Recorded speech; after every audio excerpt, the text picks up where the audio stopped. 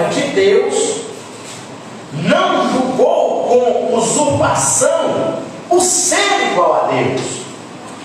Antes, olha só, a si mesmo se aniquilou, se esvaziou, assumindo a forma de servo, tornando-se em semelhança de homem, irreconhecível em figura humana. A si mesmo se humilhou, tornando-se obediente até a morte de cruz, pelo que também Deus o exaltou sobremaneira e lhe deu o nome que está acima de todo nome, para que ao nome de Jesus se dobre todo o joelho nos céus e na terra e debaixo da terra, e toda a língua confesse que Cristo Jesus é o Senhor, para a glória de Deus. E Deus lhe deu um nome que é sobre todo o nome. Não há nome maior, mais forte, mais poderoso que o nome excelso do nosso Senhor e Salvador Jesus Cristo. Amém? E Deus lhe deu o nome que é sobre todo o nome. Eu quero falar alguns minutos com os irmãos. Permita-me lhes direcionar essa palavra nessa noite. E essa palavra, ela não é outra palavra. Presta atenção.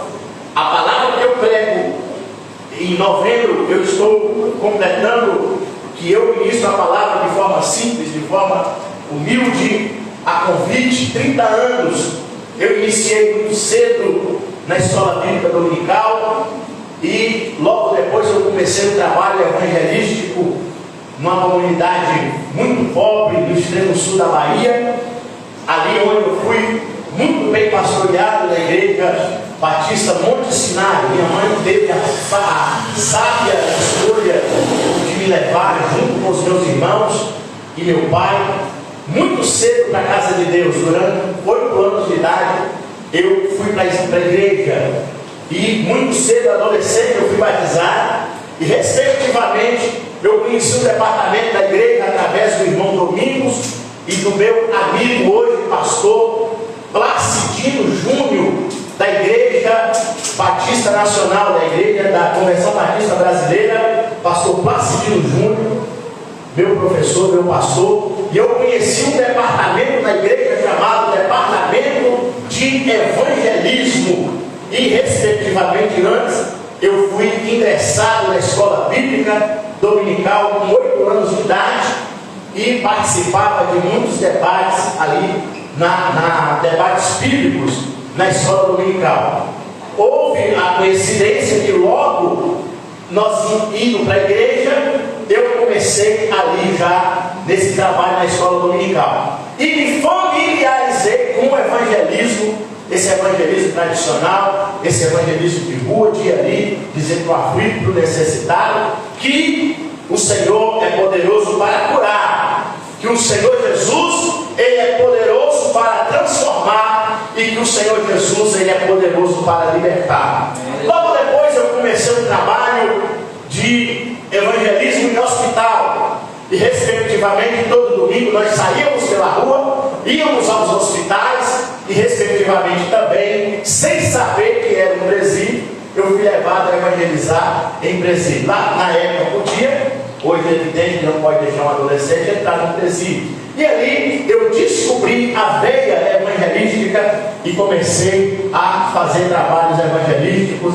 a pregar o evangelho de rua, nas praças, com cerca de 12 para 15 anos. Com 15 anos de idade, eu recebi o primeiro convite para estar ministrando na Igreja Evangélica Assembleia de Deus de Madureira, e ali levando a palavra. A partir daquele dia eu não consegui parar mais, e eu continuei servindo o Senhor firme na presença do Senhor, dizendo para todos que Deus enviou Jesus Cristo para morrer na cruz do Calvário pela remissão dos nossos pecados. Mas qual é o método de Jesus? O que Jesus, qual foi a técnica, qual foi o modo, onde Jesus iniciou o seu ministério, e como Jesus iniciou o seu ministério, e por que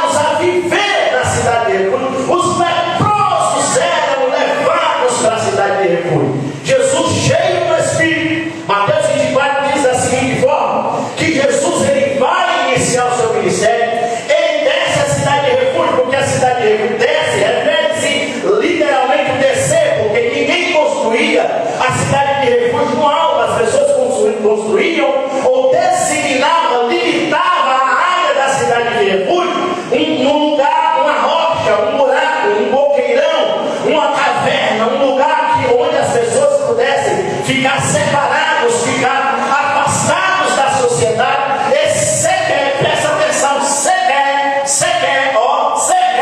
o vento passasse por aquelas pessoas e levasse o churume, o fedor, a carniça daquelas pessoas para a cidade ou para a beira da estrada. Jesus, cheio do Espírito, cheio de poder, cheio de autoridade, cheio de unção para libertar, cheio de unção para quebrar cadeias, cheio de unção para restaurar a vida, cheio de unção para ressuscitar mortos, cheio de unção para endireitar a vida, cheio de unção para devolver um perdido à sociedade, cheio de unção para devolver um leproso ao leito, ao seio da família.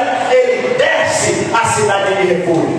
Só que lá na cidade de refúgio, presta atenção, lá na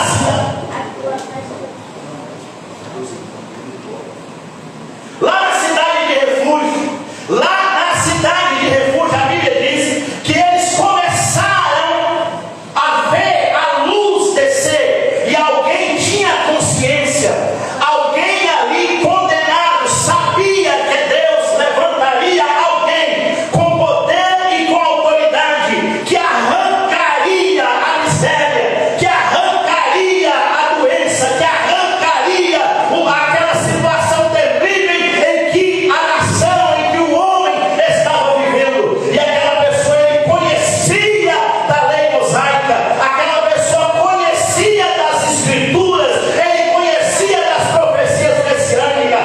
Ele chamou os seus, aqueles que estavam com ele, e disse da seguinte forma: olha, aquele que estava em trevas viu grande luz, e os que estavam assentados em região de sombra da morte, a luz raiou. Ele aponta para o alto e vê a luz descendo, aquele buqueirão, aquela caverna maldita, e ele diz: olha, a restauração chegou, a transformação chegou, a cura chegou, aquele que está escrito na lei e nos profetas. E o profeta Isaías profetizou um dia e disse: olha, quem deu crédito à nossa pregação, ou a quem foi manifestado o braço do Senhor. E diz da seguinte forma: o castigo que nos traz a paz estava sobre ele, era desprezado, mas sentido entre os homens, homem de dores experimentados nos trabalhos. Mas a Bíblia diz que o castigo que nos traz a paz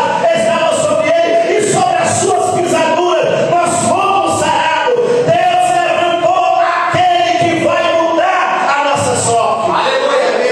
As pessoas estavam assentadas. E o que quer dizer, pastor, neste conceito assentado? Duas frases aparecem aqui. Eu queria que você voltasse e analisasse essas duas frases comigo rapidinho, para que eu possa falar um pouco para vocês. Primeira frase, assentado. Segunda frase, região e sombra da morte. Você sabe por que aquelas pessoas estavam ali tranquilas, sentadas naquela sarjeta? Eu vou falar para vocês por quê. E que tipo de homem Jesus alcança, e que tipo de homem o Senhor quer que nós nos enchamos do seu Espírito e partamos para cima dele e dar uma chacoalhada da graça de Deus nele, e dizer para ele: meu amigo, levante a sua cabeça, para a sua vida tem jeito. Jesus, ele é poderoso para mudar a sua sorte. Jesus, ele é poderoso para restaurar a sua vida. Assentados em região de sombra da morte, a vida deles não tinha mais sentido. Tanto faz, tanto fez, eles estavam no seu último estágio de vida.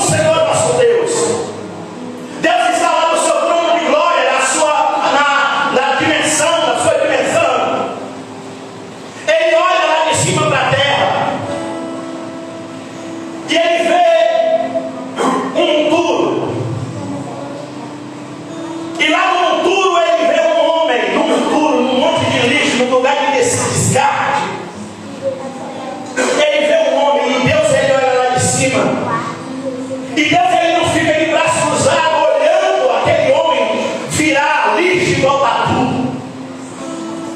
Deus ele não vê um homem descartado no lixo. Deus ele não vê um homem abandonado, caído, jogado fora pela família ou pela sociedade. Geralmente não a família, mas a sociedade bota de lado. E ele desce, pega esse homem, envolve esse homem com a sua graça, envolve esse homem com o seu poder, com o seu amor. E a Bíblia diz que ele ergue. Gente, eu amo essa expressão. Esse ergue é como se fosse um guindaste, a mão de Deus desce lá dentro do lixo, vem o lixo, saindo do lixo entre as mãos. Ele ergue, ele levanta esse homem. Esse ergue é uma expressão de muita força, porque ele poderia falar assim: ajuda o homem a se levantar, mas o homem está acabado, o homem está abandonado, o homem está jogado, ele está desmaiado ali naquela montanha de lixo. Deus ele ergue, Deus exprime força para levantar esse homem. E Deus olha para esse homem, e Deus diz para ele da seguinte forma: eu vou restaurar sua vida, eu vou mudar sua vida, eu vou dar um novo sentido à sua vida, e eu vou te colocar para testemunho e glória do meu nome entre os filhos. Traduz para mim, pastor. Deus falou assim: eu vou restaurar você, eu vou levantar você, eu vou purificar você, eu vou encher você da minha graça, eu vou encher você da minha unção, eu vou encher você do meu poder, eu vou transformar a sua vida, e eu vou fazer de você uma referência da minha glória. Não se atemorize, não se desespere, não se abandone, não pense que aquela pessoa não tem mais jeito para a vida dela. Tem jeito sim. O Deus que levanta, o Deus da palavra, ele está aqui essa noite para levantar, transformar, libertar, e vou te colocar entre os filhos. Aleluia, Deus. Bem antes, no capítulo 2 de 1 Samuel, uma mulher desprezada, uma mulher que passou coisas terríveis na sua vida, ela também rezou dessa forma. Ela diz da seguinte forma: ela começa a enaltecer o nome de Deus, a louvar o nome de Deus, a exaltar o nome de Deus, a magnificar o nome de Deus, porque ela sabia o que era abandono, o que era deserto. E um dia Deus, pela sua graça, Deus pela sua misericórdia, visitou aquela mulher na sua fraqueza, e através do seu cântico, da sua oração em cântico de louvor, ela exalta essa característica e essa qualidade de Deus de resgatar pessoas que estão na miséria. Não foi diferente com Jesus. E por que Jesus usou esse método, esse meio? Porque o povo de Deus, eles passaram por centenas de anos de cativeiro. Deus sempre levantou o resgatador e veio com a sua palavra através dos seus profetas, através de Moisés, através de Daniel, e ele falava o coração do seu povo em cativeiro. Quando Jesus se manifesta, quando Jesus levanta, quando inicia o ministério de Jesus, o povo de Israel estava dentro da sua própria nação, porém debaixo do jugo de Roma. E as pessoas estavam vivendo em um estado terrível de abandono e de miséria. E Jesus ele não iniciou o seu ministério nos palácios. Jesus ele não iniciou o seu ministério no lugar onde existiam pessoas bem estabelecidas, bem quistas pela sociedade. Jesus ele inicia seu ministério exatamente onde existiam pessoas miseráveis. Por quê, pastor? Porque Deus, eu sou apaixonado por esse método de de Deus agir, de trabalhar. Deus, ele é especialista em reciclagem. Você já percebeu que Deus, ele é tremendo? Deus, ele é especialista em reciclagem. Quando o homem desce da presença de Deus, quando o homem erra, quando o homem peca, quando o homem se distancia de Deus, Deus não vai lá pega a história daquele homem, rasga e joga no monturo, no lixo, a história daquele homem, a sua casa, a sua família. Deus, ele espera aquele homem consciente voltar-se para Ele, clamar a Ele. E Deus, cheio de amor, os tanques da graça de Deus permanecem sempre cheios.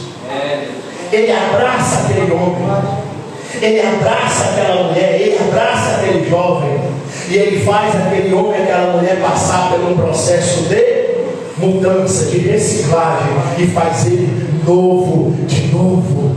Aleluia. Deus, ele não lança fora. O Senhor, ele não abandona. O Senhor não joga a própria sorte. Deus, ele levanta. Foi isso que Jesus fez. O povo de Gadara, eles tinham cultura.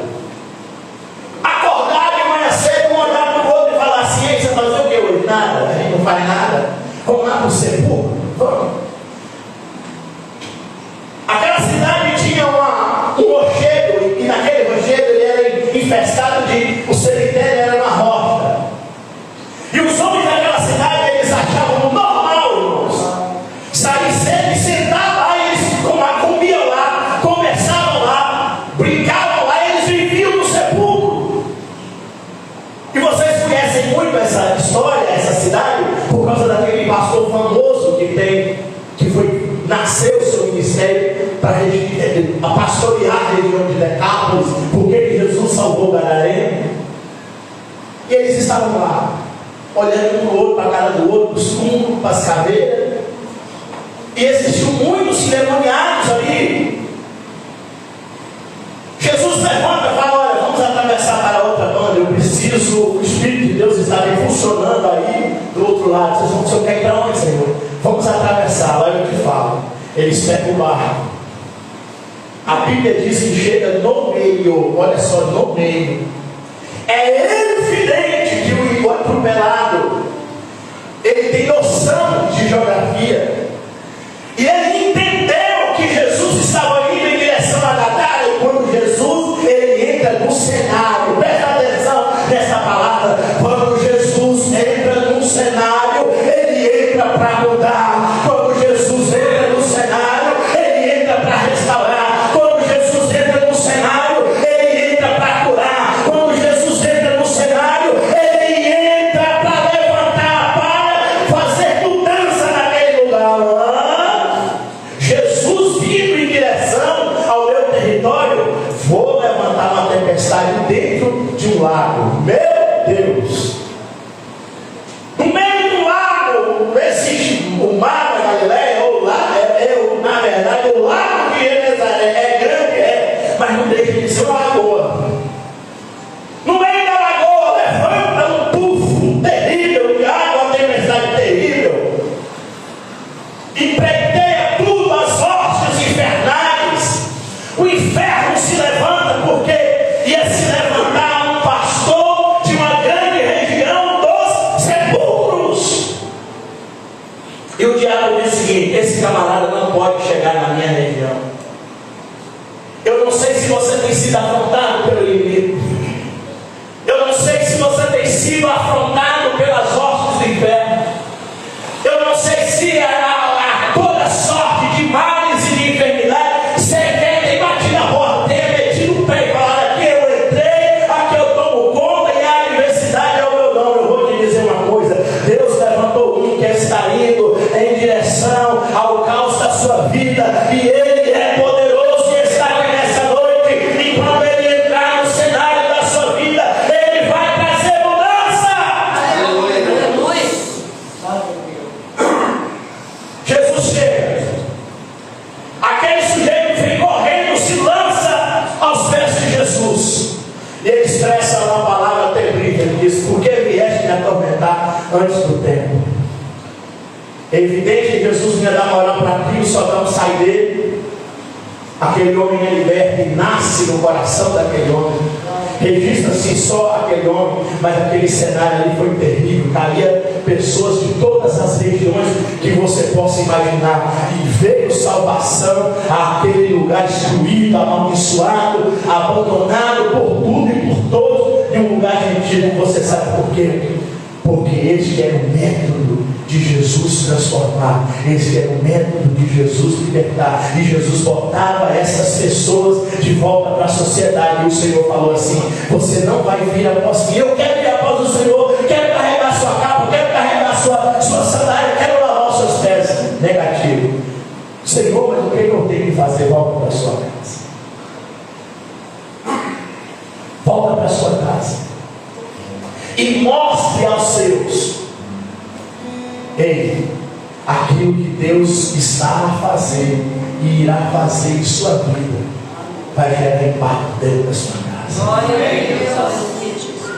E mostra aos seus como Deus foi bom para com você. E a Bíblia diz que ele chega em casa, a casa dele piora de pessoas, e aquele homem pastor, ele tinha uma mensagem. Qual era a mensagem? Nenhuma. Ele não pregava nada. A Bíblia diz que ele estava sentado na praça da cidade. Por que pastor praça da cidade? Fala para mim só um minutinho. Eu queria que te desse um jeito de vir para cá. Você entrega para o irmão. Mas então pode deixar então. Só vir. Por que pastor praça da cidade? Lugar de referência. Os homens que veem as referências, eles sentavam na praça da cidade. A Bíblia diz que Jó, ele ficava nos portais da cidade, na entrada da cidade. Ele era uma referência. Abraão tinha seu lugar de referência. E quando as pessoas iam conversar, precisavam conversar com alguém, eles iam até ele. Aquele homem estava na praça da cidade. E a Bíblia diz que uma multidão de pessoas se juntou e só fazia uma coisa: é você? Presta atenção. E ele dizia assim: sou eu. O que aconteceu com você? Eu me encontrei com Jesus de Nazaré. E a minha vida foi mudada. Deus, ele quer mudar vidas através de você. Deus chama uma igreja impactante para restaurar vidas. Eu quero orar com você essa noite. Eu não quero exceder, mas eu quero te dizer que esse Deus continua poderoso para restaurar. Enquanto está chegando, eu queria que você se colocasse de pés. Pastor, eu preciso ir a isso, eu preciso fazer uma vigília na minha cabeça, não. O Senhor está aqui. Eu queria que você curvasse a sua cabeça. O Espírito de Deus, ele vai tocar em artérias aqui essa noite. O Espírito de Deus, ele vai tocar em ossos aqui essa noite.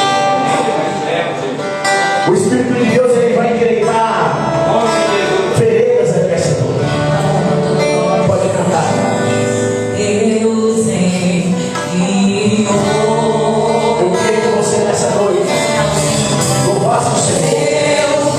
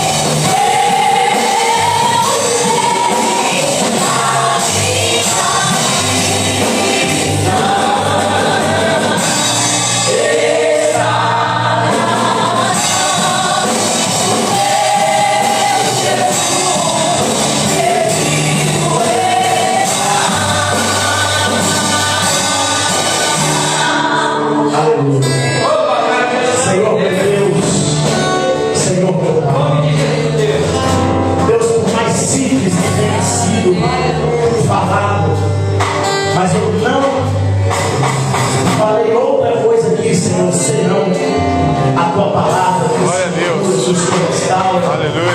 que o Senhor libera. Eu sei, meu Deus, que há diversos dons espirituais, dons ministeriais, dons de cura, ó Deus, dons naturais, dons que o Senhor deu para as pessoas desenvolverem talentos, até mesmo, meu Deus, para abençoar a sua obra. Meu Deus, mas aqui nessa noite há pessoas desejosas de multiplicar. Aqui há pessoas desejosas, meu Deus, de receber um talento, uma graça, uma orientação, meu Deus, no que diz respeito, ó Deus, um método, uma forma de achegar-se, de alcançar mais uma pessoa só, Senhor, durante o ano, meu Deus, para fidelizar essa pessoa, discipular, batizar essa pessoa, fazer dessa pessoa um novo discipulador. Levanta, meu Deus, esse talento aqui essa noite. Levanta aqui essa noite, meu Deus, essa pessoa desejosa de clamar por enfermos, de clamar por família. Pessoas desejosas, meu Deus, de adotar uma mãe que está sofrendo com seus filhos, uma mãe que está sofrendo, meu Deus, meu Pai, com o esposo, ó meu Deus, uma esposa que está sofrendo, ó meu Deus, meu Pai, com aquele homem duro, aquele homem que parece até inconverso, mas não é inconverso, meu Deus, porque Manassés se converteu, porque o homem gadareno se converteu, meu Deus e meu Pai, e há outras pessoas duras, pessoas, meu Deus, que perseguiam a tua obra, que maltratavam o seu povo, que se converteram e se transformaram em bênção, em homens usados pelo Senhor. Agora, meu Deus, eu quero estender a oração no meu ministério para essa pessoa que está aqui agora, meu Deus, clamando em favor do seu ente querido, daquela pessoa que está lá no leito de enfermidade, daquela pessoa que ficou em casa, que disse que não vive a igreja, que não gosta desse negócio de igreja, dessa barulheira de igreja, que detesta a igreja. Ó meu Deus, agora vá ao encontro dessa pessoa dura, vá ao encontro dessa pessoa, meu Deus e meu Pai, que acha, meu Deus, que é a melhor pessoa do mundo. Quebra, Senhor, a serviço dessa pessoa, abraça, meu Deus, essa pessoa com o seu laço de amor, com o seu laço da graça, essa pessoa que atrás, meu Deus, humilhada a essa paz, meu Deus, meu Pai, para buscar a tua face, a tua presença. Presta atenção em nome de Jesus. Em nome de Jesus agora, Senhor. Meu Espírito Santo, meu amigo, meu meio, meu querido, meu companheiro, Espírito Santo, companheiro das orações em silêncio, das madrugadas, onde ninguém vê, ninguém dá live. Cura essa pessoa nessa noite. Aleluia, Jesus. Presta atenção, igreja, o agente da cura divina está nesse lugar. Presta atenção, o agente da cura divina está nesse lugar. O Espírito Santo é o agente da cura divina. Eu não sei o que está afligindo a sua vida. Eu não sei o que está afligindo o seu coração. Eu não sei o que está afligindo a sua alma, mas em nome de Jesus Cristo, Isaías diz que Ele levou sobre si as nossas dores e as nossas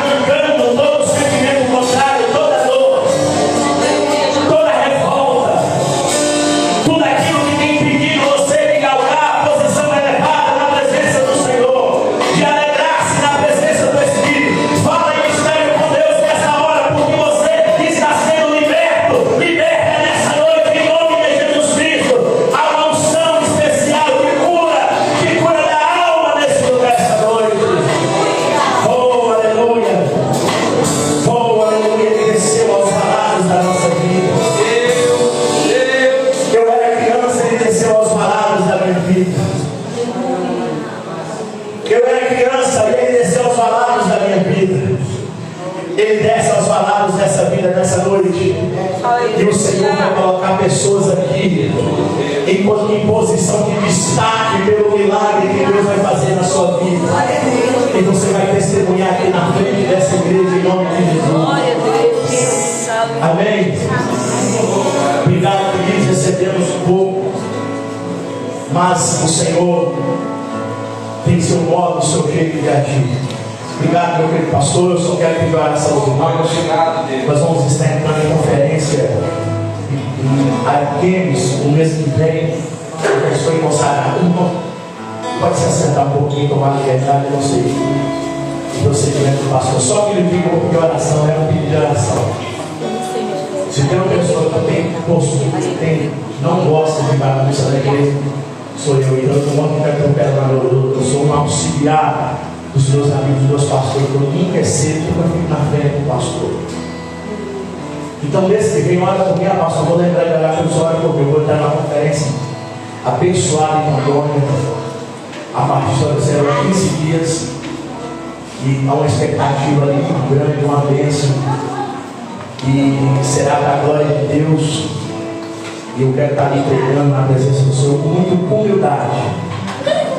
Humildade que Deus opera só se a gente for humilde. Então me ajude em oração. Quando você lembrar, ora, interceda por todos aqueles que estão falando a palavra, que está incluído também, interceda pelos pastores da igreja, por tudo em nome de Jesus. Eu volto a palavra para o pastor, agradeço pela honra e pelo carinho da igreja, pela receptividade da igreja. E vamos desenvolver o modo de Jesus. Amém? Amém. Glória ao seu nome. Amém, irmãos? Amém. Deus abençoe o nosso querido pastor Leomar. Nós vamos estar orando, né? Para que Deus possa abençoar essa conferência em nome de Jesus. Amém, querido? Fantástico, Deus abençoe Jesus. Demais irmãos, nós temos ali fora, né, um bolo de pote que nós precisamos degustar, né? Mas não é de graça, não, né? É aquela porta lá fora. É para ajudar, né, irmãos?